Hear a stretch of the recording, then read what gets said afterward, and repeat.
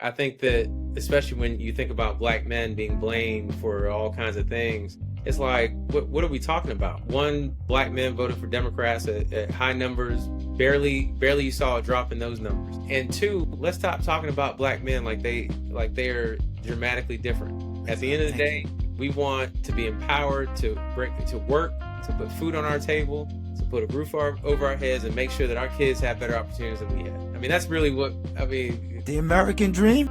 The American dream. That's a great question, because me being a 3-time suicide survivor, I've seen a rise in suicide amongst black men, and the statistics show it. One of the reasons why is because we as black men, black people, and even people in general, when we hear mental health, we think of mental illness. And because we don't take care of our mental health and use the tools and resources that we have, there's been a rise of mental illness all the way around. So when I go to sleep at night when I can, and I think about these things, I think about the future generations of everyone who's American, but particularly my people. And what is this going to do to my grandchildren and my great-grandchildren when I'm not here? What kind of place is this going to be? And I say to myself in the morning, wake up, Rodney, it's time to travel back through the Middle Passage. It's time to go home. It's time to build a bridge back, because we are not considered not even 3/5 of a human any longer in this country. Next January, talk to your state house rep or your state senate. Next January, prepare to come down to give a few minutes at a hearing. Next January, prepare to walk the halls and to knock on doors to make your voices heard. Or as John Lewis said, God bless him, I had a chance to meet him, to get into some good trouble. If you can't, hold a placard, write a letter, make a phone call, make some noise. That's what we can do in the collective. And that's what we're doing here in the Atlanta Urban League. And we're standing on business behind the State of Black Georgia report. We're spending from our black communities back, right? But so imagine us taking this spending power and putting it into our own community, right? Yes. What that would do for us. And I think that's what we're missing as a community in terms of, okay, it's going to take a village for us to actually make an impact, right?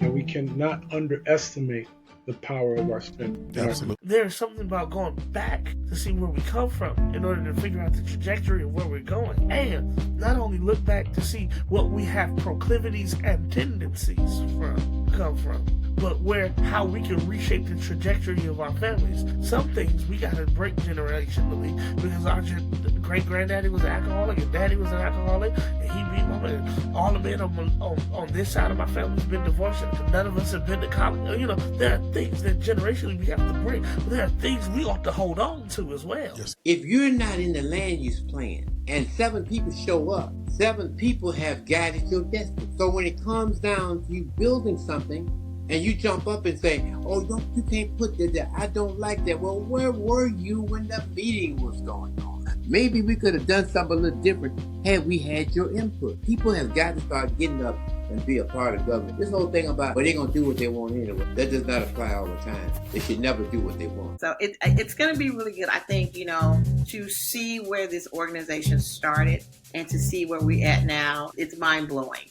But again, as people begin to understand, we have students who think that they're not college material. And as Caleb, one of our scholars, would say, who said I wasn't college material? And he's now a graduate. We've been through worse before. We know how to survive. We just have to get back into the skin of understanding that it's more than just you. We're in this together.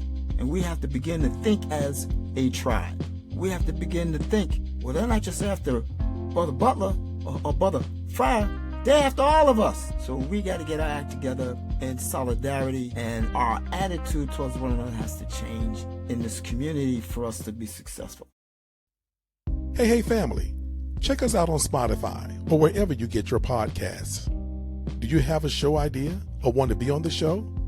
Shoot us an email at blackmansroundtable@gmail.com. And please, like and follow us on social media.